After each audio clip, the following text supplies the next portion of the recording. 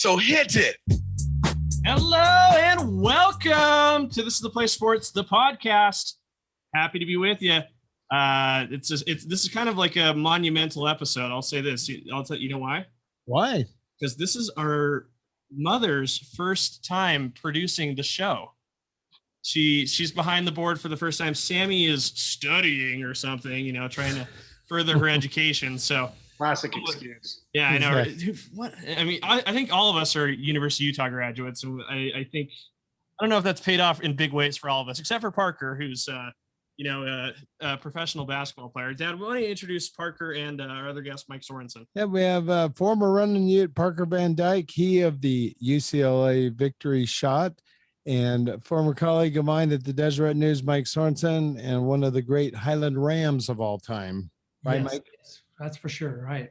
I'll remind our listeners that I was on the 0-15 Viewmont lacrosse team back in 2010. So we almost beat. I don't think we almost beat anybody. But yeah. So we have an East guy and a Highland guy and another East guy here. So go Leopards. But guys, we welcome you. Let's jump right into this. The Jazz secured the top seed in the NBA playoffs, home court advantage all the way through. Parker, does that mean they're going to win the championship? I don't know. I mean, I think I'm just ecstatic that, the Jazz are in the 1 seed. I think Jazz fans, we need to take a time to appreciate that. I do know that when you are the 1 seed, that significantly improves your chances with especially having home court advantage all the way through to the finals. So the road to the finals goes through Salt Lake City.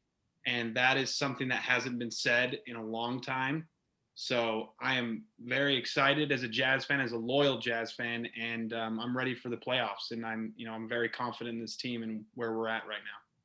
Sorny, you've covered the Jazz for a long time, and you and I go back to the last time they had the top seed and how things turned out. What do you think about this year? Is it wide open?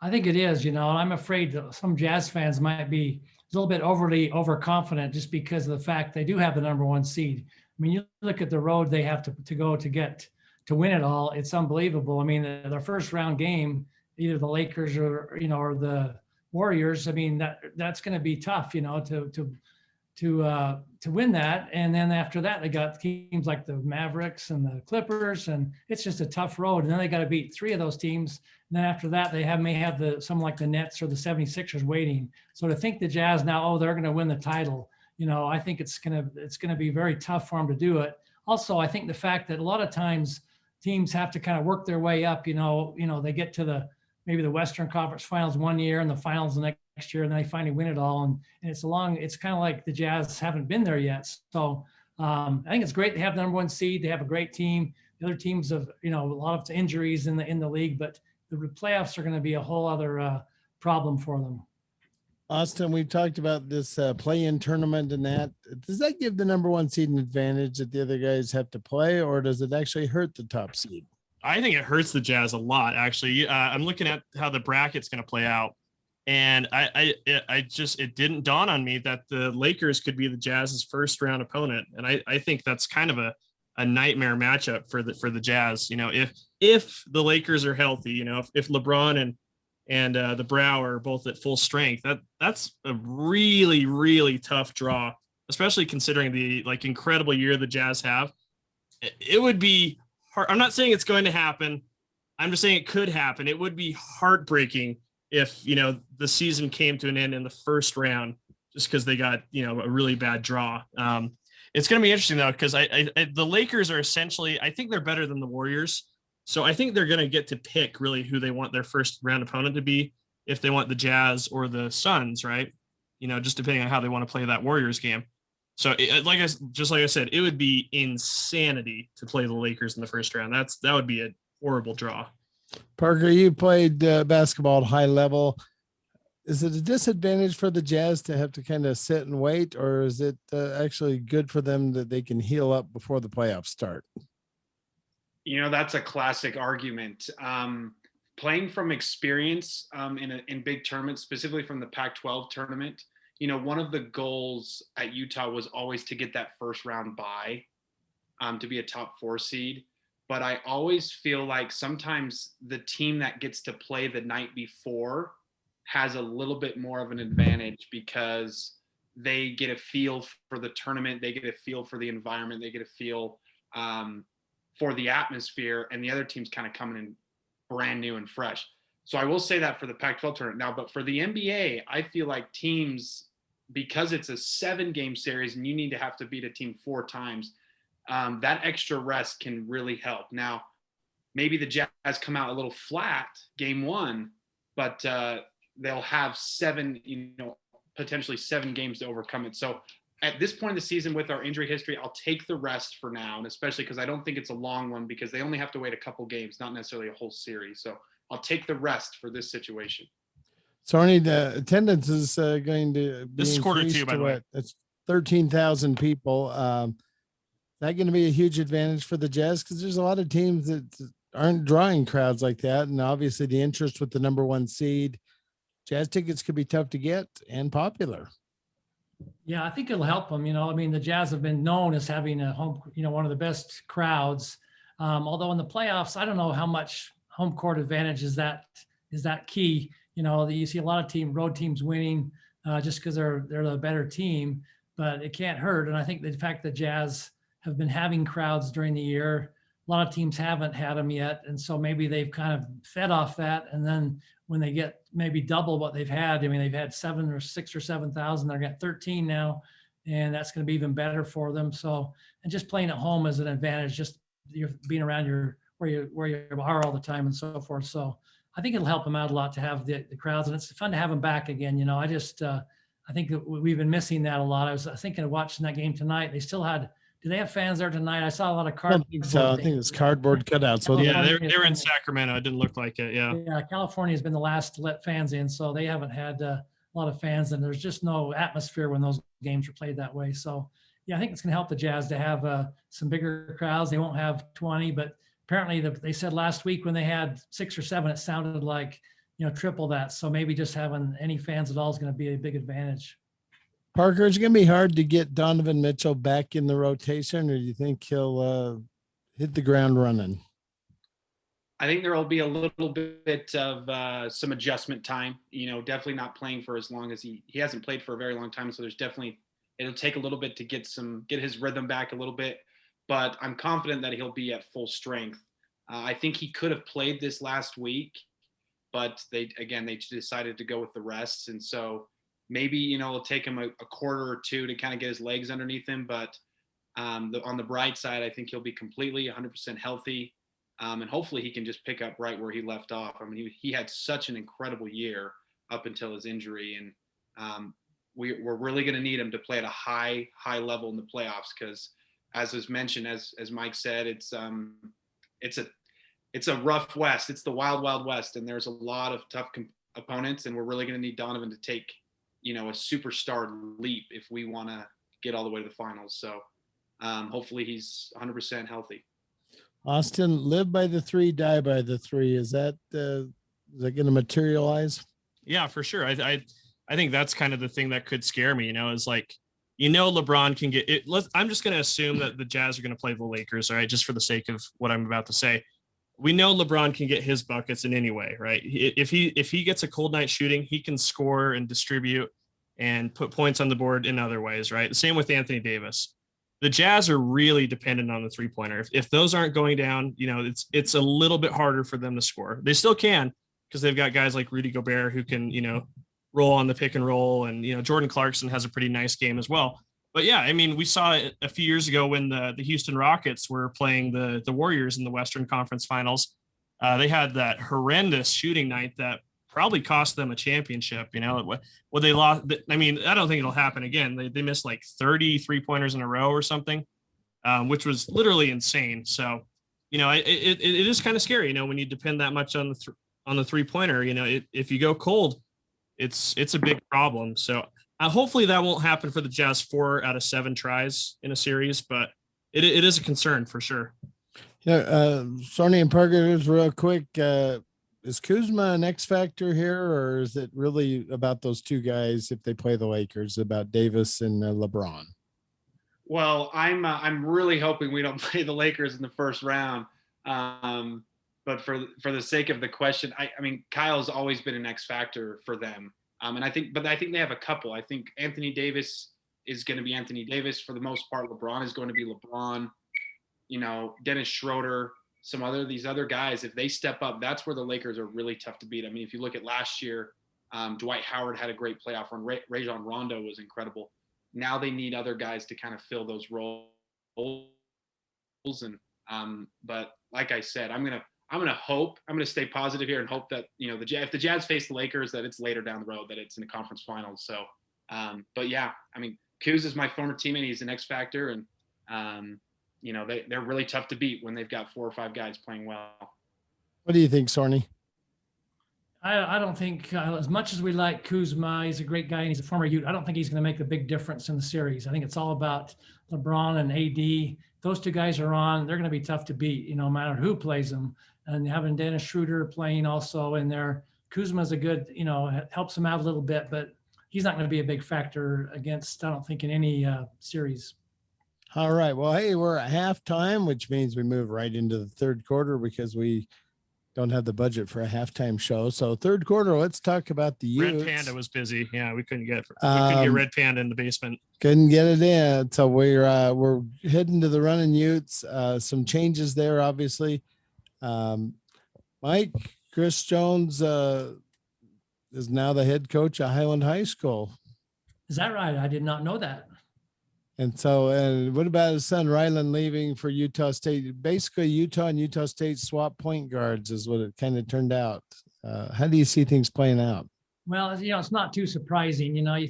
Coaches always like their own guys. I mean, we've seen that in every coaching change. When Larry came in, he basically got rid of all of Jim Boylan's players and just kept a couple. And then he brought in some guys. And the same thing, Craig Smith, he's lost a lot of Utes. They've left. A lot of them on their own, but I think, that he may not have wanted, try too hard to keep some of them. And so, and then with the case of Rylan, I mean, as soon as they signed Raleigh Worcester, I mean, he was, Craig Smith's point guard last year, and he did pretty dang well as a freshman. In fact, he had a lot better numbers than Rylan Jones did. And Jones, I loved him as a freshman. He almost single-handedly beat BYU. He had a great season, except when he was injured a lot.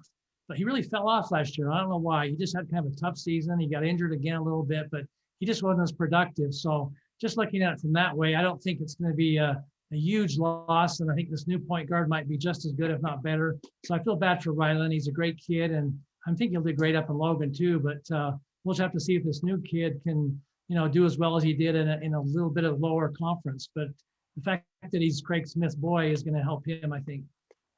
Parker, you got tremendous insight on all this. What do you think what's going on with the Utes? Well, I think from the player's perspective, you want to play for the coach that recruits you. And so when you're at a program and the coach leaves, kind of your odds of staying there are up in the air. And so I think with Coach K leaving, there was going to be people that were going to leave. And Rylan has a connection to Utah State. I mean, his dad, Coach Jones, coached there for years before, he was at Utah and then up to Logan and then back to Utah. And so Rylan pretty much grew up in Logan. He has a connection there. Again, it's sad to see him leave because I thought he had some great moments as a Ute. But I understand, and I think he gets to go there in a fresh, brand new opportunity in Logan, something he's familiar with. He probably, was able to get recruited by Coach Odom there, so he gets to play for a coach that recruited him per se, rather than just someone that kind of like, he just was at a university and the universities chose the coach to play for. So we'll see. I'm excited to see how Raleigh Worcester transitions to the Pac-12 level. But I understand. It's sad to see people go, but you understand it when there's a coaching change. Austin, we've kind of watched from afar how things have changed in that. Is Utah making the right moves right now? I think that there are a lot of things they're doing right. I think I really like Craig Smith, even, from his first year up at Utah State. He struck me as just a high energy guy, a guy who gets his players excited and fired up and ready to go.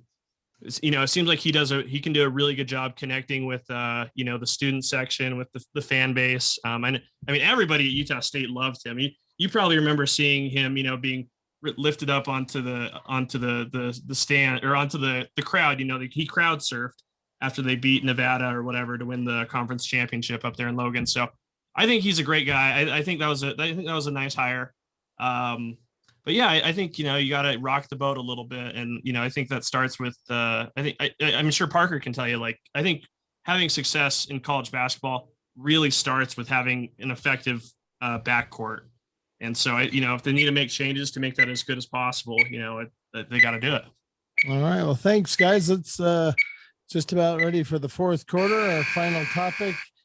This week, the Utah Stars will celebrate the 50th anniversary of their ABA championship. And Mike Sorensen was on the floor for that game when it ended for the celebration. Mike, why don't you lead off? What are your thoughts? 50 years. It's kind of hard to believe.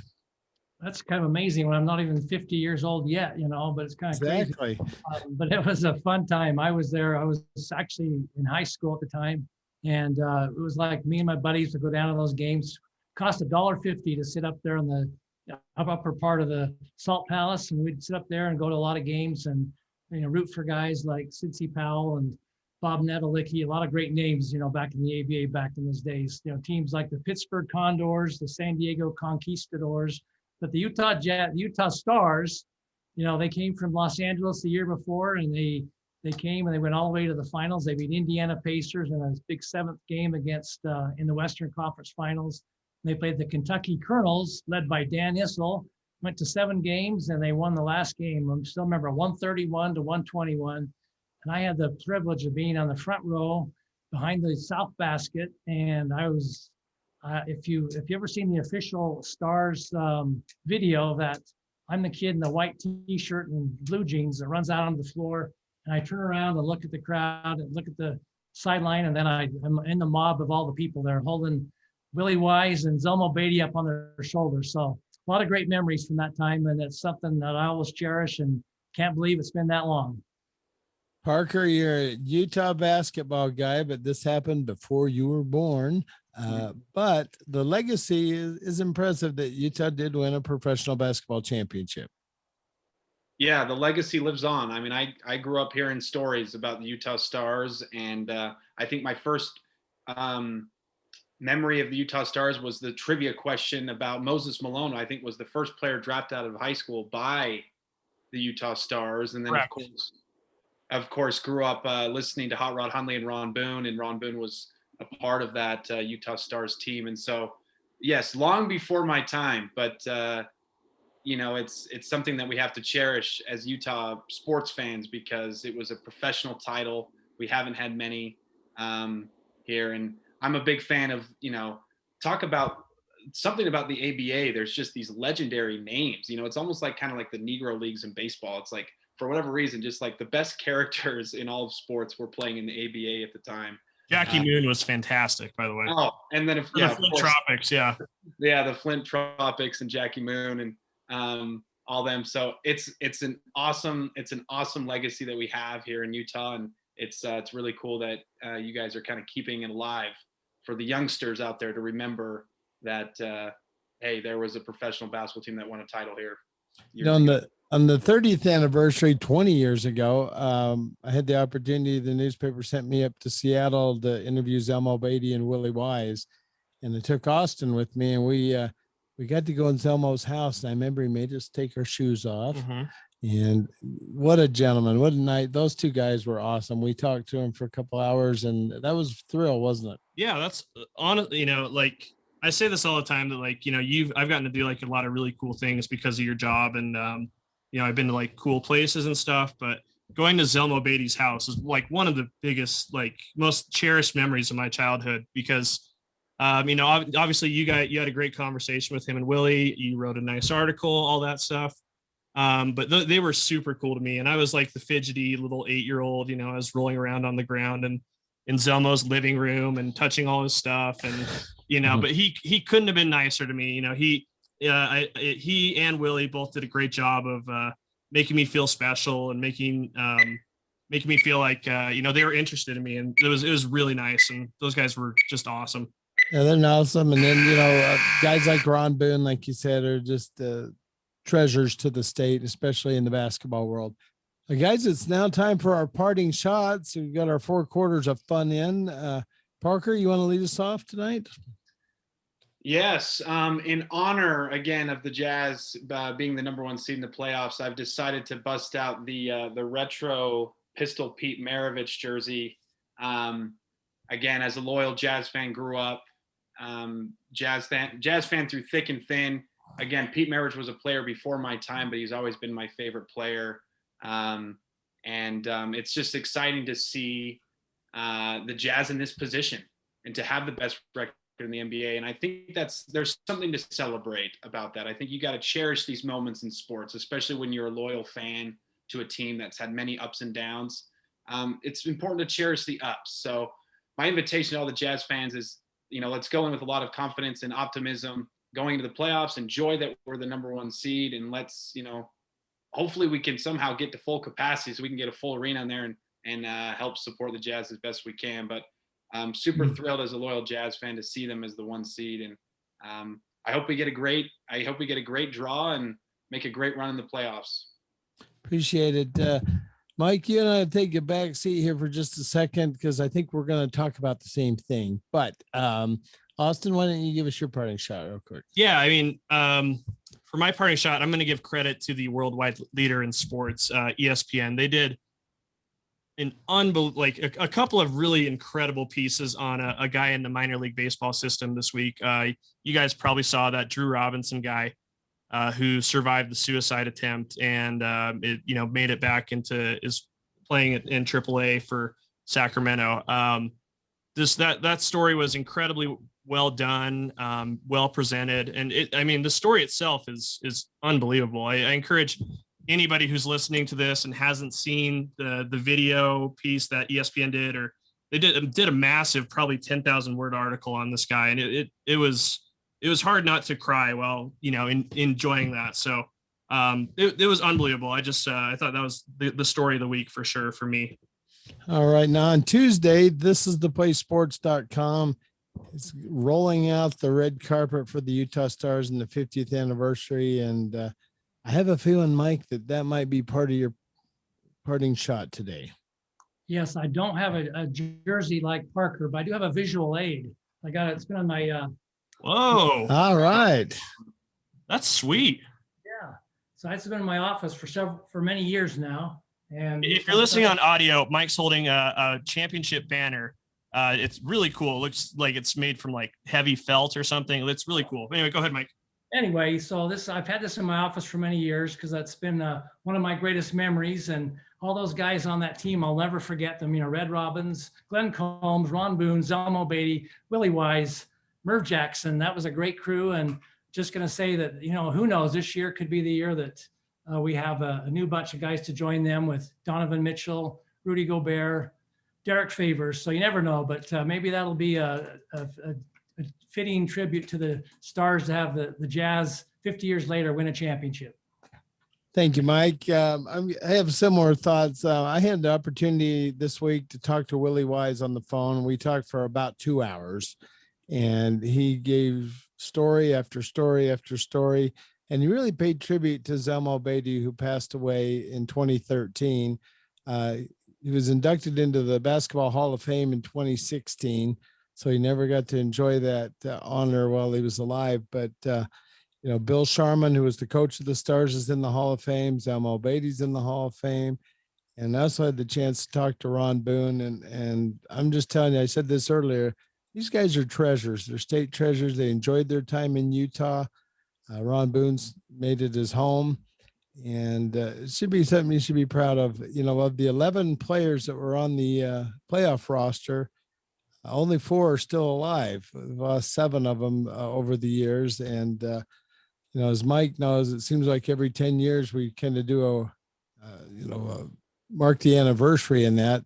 And it's mind-boggling that it's been 50 years. And I think it's something that should be celebrated. And this is theplaysports.com. We're going to pay tribute, and it's well deserved. So, Mike and Parker, thank you for joining us this week. We got our little housekeeping thing to do right now. We're going to see who our contest winner is. And if you want to enter the contest to win a prize, and this week we're trying to get rid of the winter gear. Yes. Okay. We have a selection of fine scarves. So you can pick a Jazz scarf, a Ute scarves, scarf, or a BYU scarf. Here's the Ute one. It's Here's shiny, the, which will attract attention. Yeah. Somewhat feminine, but hey, keeps you warm. Aren't we all? Yeah. So here we go. And there's the Cougar one. So anyway, what Parker wants this one really bad, I think, but we also got a box of I can sell that one. got a box of Peeps as well. They're soft still, from what I can tell. So I may eat yeah. one of them before we send it. But let's spin the wheel of fortune and see who this week's winner is. Go ahead and hit it. It's usually somebody we know. Oh, Brian Cole was this close to winning. Graham Fams, was that the guy who won last week? Okay, so hey, Graham Fams, 2 in a row. Nice job. We're gonna take your name out though. You can't win 2 in a row. That's against the rules. Yeah, congrats. La la la la la.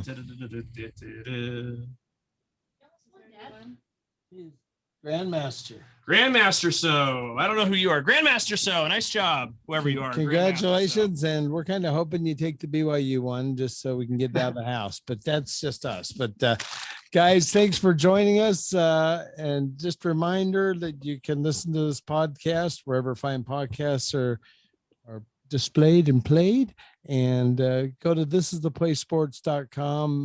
We'd like you to read our stuff. Mike's going to knock your socks off with a fun column on the Stars this week. And the story I did on Willie Wise and some other things. And then as always, you can log on there and see our archives of stuff that we've done, that we've been in business now since January 1st, and we're growing, and we appreciate your support. So thanks again. Thank you. Later.